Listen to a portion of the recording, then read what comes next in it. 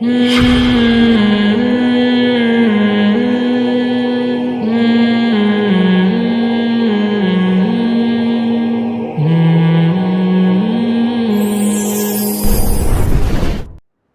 اس میں نے بتایا تھا کہ چونکہ بات غریبوں کی ہو رہی ہے نا، ویسے بھی ہم تو غریبوں پہ ہی بات کرتے ہوئے اچھے لگتے ہیں.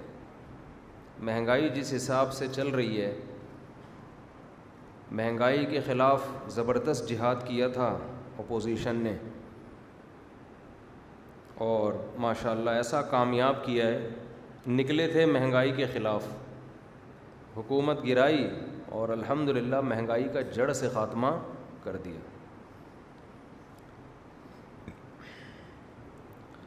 ہمارے اندر ایک چیز ہے کہ ہم جس کی برائی ہوتی ہے تو اس کو بتا بھی دیتے ہیں کہ یہ غلط ہے، یہ صحیح ہے.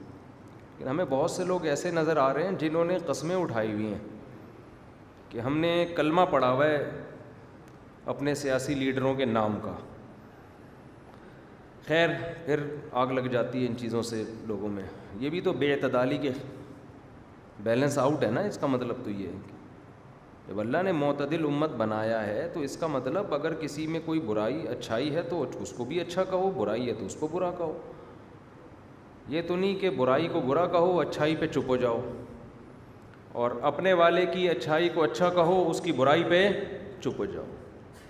تو مہنگائی کے خلاف جہاد کامیاب ہوا ہے بہترین طریقے سے. حکومت گرائی اور جہاد کامیاب ہو گیا. خیر دل تو چاہ رہا ہے پورا بیان اسی پہ کروں، لیکن چھوڑو یار، دل تو چاہ رہا ہے. جو درمیانے طبقے والا آدمی ہے نا، جس کی درمیانی درجے کی آمدن ہے، مالداروں کی صحت پہ کوئی زیادہ فرق نہیں پڑتا. بہت غریب پہ بھی کوئی فرق نہیں پڑتا. اس نے پہلے بھی مانگ کے کھانا تھا، اب بھیک مانگے گا ڈالر میں. صحیح ہے نا؟ زیادہ سے زیادہ اسٹائل چینج کر دے گا کہ یار روپے کی ویلیو گر گئی ہے ڈالر میں، $1 دے دے اللہ کے نام پہ. مانگنے کے کوئی اصول تھوڑی ہوتے ہیں. جو درمیانی طبقہ ہے وہ بیچارہ برے طریقے سے پس گیا ہے، ڈپریشن کے مریض بن. کل ایک مولانا صاحب ملے مجھے، ایک مدرسے میں پڑھاتے ہیں، بہت اچھے عالم ہیں، بہت ذی استعداد ہیں. اس قدر ٹینشن میں تھے وہ. اب سفید پوش آدمی تو مانگے کبھی نہیں نا کسی سے. میں نے کہا کیا ہو گیا؟ کہہ رہے نیند نہیں آ رہی 2 دنوں سے، ٹینشن میں ہوں. کیا ہو گیا؟ کہہ رہے یار بل اتنا زیادہ آ گیا ہے.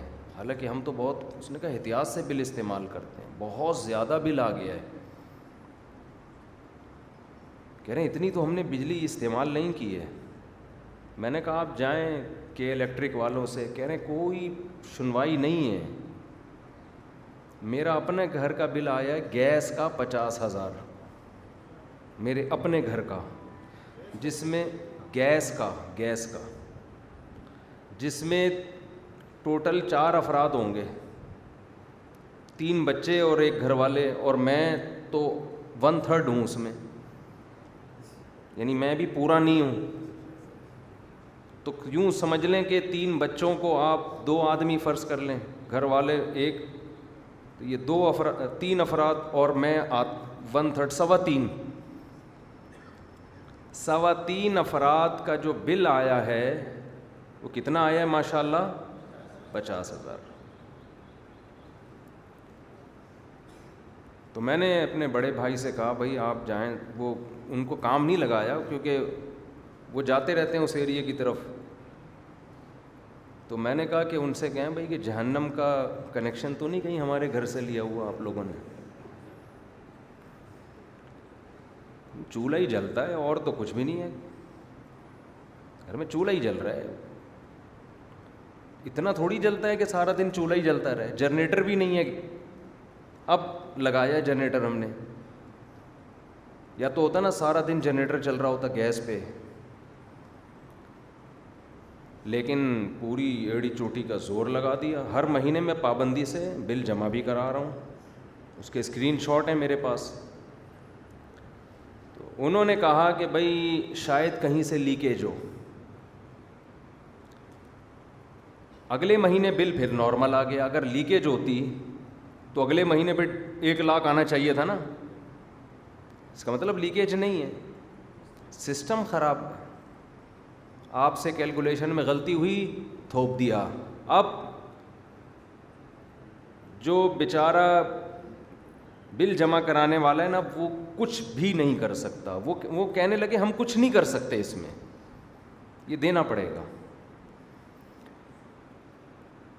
تو ابھی ہم اس کو رو رہے تھے, اپنی بات کر رہا ہوں میں, اپنی اس لیے کہ یہ تو نظر آ رہی ہے نا, میں رو نہیں رہا, اللہ کا شکر ہے میں خوش ہوں. ٹھیک ہے, آپ کہیں یار رو بھی رہے اور خوش بھی ہو, اتنا تو بنتا ہے نا, اتنا سا دکھڑا سنا دے آدمی. ابھی ہم گیس کے 50,000 کو رو رہے تھے, الحمدللہ بجلی کا بل 20,000 آ گیا آپ کی دعاؤں سے. 3.25 افراد, 3 بچوں کو 2 بندے کاؤنٹ کر رہا ہوں, حالانکہ وہ 2 بنتے نہیں ہیں, وہ 1.5 آدمی بنتے ہیں, لیکن چلو یار ہم اس کو 2 فرض کر لیتے ہیں, تو 1.5 یعنی 2 فرض کر لیتے ہیں, تو 3.25 آدمیوں کا بجلی کا بل بغیر اے سی کے کتنا آیا؟ 20,000 آیا آپ کی دعاؤں سے.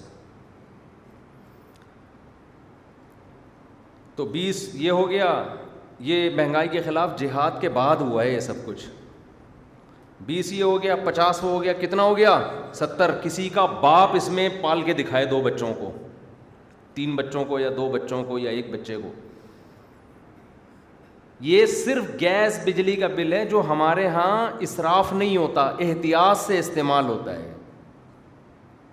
یہ میں اس لیے کہہ رہا ہوں کہ میں ادھر ادھر سے سن کے نہیں بتا رہا, میں بھی تو اسی معاشرے کا ایک درمیانے طبقے کا آدمی ہوں نا. یا چلو فرض کرو میں بہت مالدار ہوں, فرض نہیں کرو میں ہوں مالدار, ایسی کی تیسی, اس میں کیا جا رہا ہے, ہوں تو کیا ہے, تمہیں کیا تکلیف ہے. لیکن ایک آدمی کا صرف گیس بجلی کا بل 70,000 اگر آ رہا ہو, تو سوچو جس کی آمدن 50-60 ہزار ہے وہ تو کیا کرے گا, وہ حلال نہیں ہے, خودکشی کرے گا تو جائے گا جہنم میں. لیکن اس کے لیے تو بہت پاورفل ایمان چاہیے نا. یہ مہنگائی کے خلاف جہاد کے بعد الحمدللہ ہمارے ملک کی حالت ہوئی, الحمدللہ. اپنا خیال رکھیے گا آپ لوگ, اور اپنا خیال رکھنے کا جب ہمیں گورنمنٹ مشورہ دیتی ہے تو وہ بھی ہمارے خرچے پہ کہتی ہے, اپنا خیال رکھیے گا اپنے خرچے پہ, اپنے خرچے پہ بھائی. آگے پراٹھے وراٹھے نکالو اس سے, سمجھ رہے ہو. آپ کہہ سکتے ہو آپ کا گیس کا 50,000 آ گیا نا, ہر ایک کا تھوڑی آتا ہے, تو کم کر لو اس کو. لیکن چوکے چھکے ہر ایک کے لگتے رہتے ہیں, ایسی ایسی چیزیں بل میں آ رہی ہوتی ہیں, آدمی کہتا ہے میں کہاں جاؤں, کون سی عدالت میں جاؤں میں.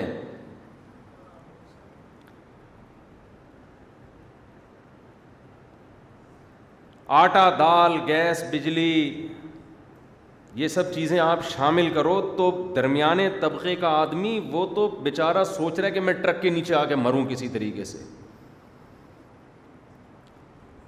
اور کمال کی بات ہے ملک میں وسائل کی کمی نہیں ہے. جب آپ سندھ سے نکلتے ہو, ہمارے گندم کی لہلہاتی ہوئی فصلیں تا حد نگاہ گندم ہی گندم, اللہ اپنے خزانے بانٹ رہا ہے, دے رہا ہے. یداہ مبسوطتان, قرآن نے جو کہا تھا نا میرے دونوں ہاتھ کھلے ہوئے ہیں, ایسے لٹا رہا ہے. یہ جو حالیہ بارشیں بے تحاشا ہوئی ہیں, نہیں سیاسی لیڈروں کی نظر ہو جاتے, سیاست کے. بارشوں کا زیادہ ہونا عذاب نہیں ہے, رحمت ہے. جن ملکوں میں زیادہ بارشیں ہوتی ہیں وہ تو جنت بن جاتے ہیں. کشمیر میں زیادہ بارشیں ہیں تبھی تو جنت ہے.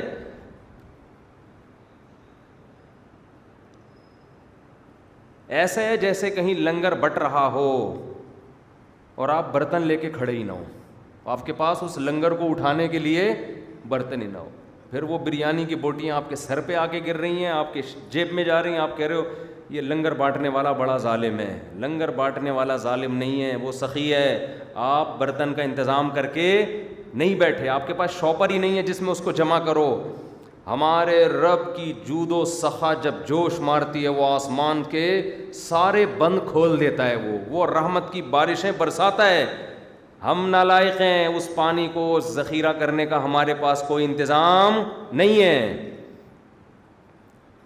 اتنا پانی اللہ نے برسا دیا ہے نا, ہمارے لیے 15-20 سال کے لیے کافی ہو جاتا. وہ اتنا, اس سے بجلی بناتے ہم, اس سے اپنے کھیتوں کو سیراب کرتے, فارمنگ ہوتی, اس میں مچھلیاں پالتے ہم, کیا کچھ نہیں ہو سکتا تھا اس سے.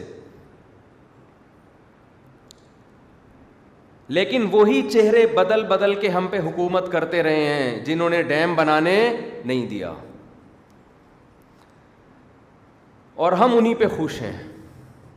ٹھیک ہے جی, کوئی بات نہیں, آپ آؤ, پھر تو ہم دوبارہ آپ کا ساتھ دیں گے. تو تمہاری ہماری قسمت میں یہ ہے تو پٹو, پھر رو نہیں پھر بیٹھ کے.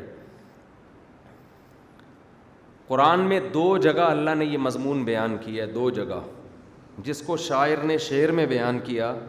خدا نے آج تک اس قوم کی حالت نہیں بدلی, نہ ہو جس کو خیال آپ اپنی حالت کے بدلنے کا. یہ قرآن کی آیت کا ترجمہ ہے. اللہ اس قوم کی حالت نہیں بدلتا جس کو اپنی حالت بدلنے کا خود خیال نہ ہو. جغرافیائی لحاظ سے پاکستان جنت کا ٹکڑا ہے. اتنی بہترین لوکیشن پہ اللہ نے ہمیں ملک دیا ہے کہ ایسی لوکیشن بہت کم ملکوں کو نصیب ہوتی ہے. لیکن جن لوگوں کو ووٹ دے کر آپ اپنے سر پہ مسلط کرتے ہو, وہ آپ کے ساتھ مخلص نہیں ہے, میجورٹی.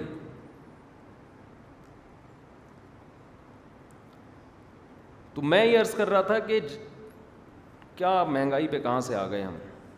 خیر ہم تو وہ ابھی جمع کرائیں گے 50,000. میں نے گھر والوں سے کہا 1 لاکھ ہونے تو پورا. کیا خیال ہے؟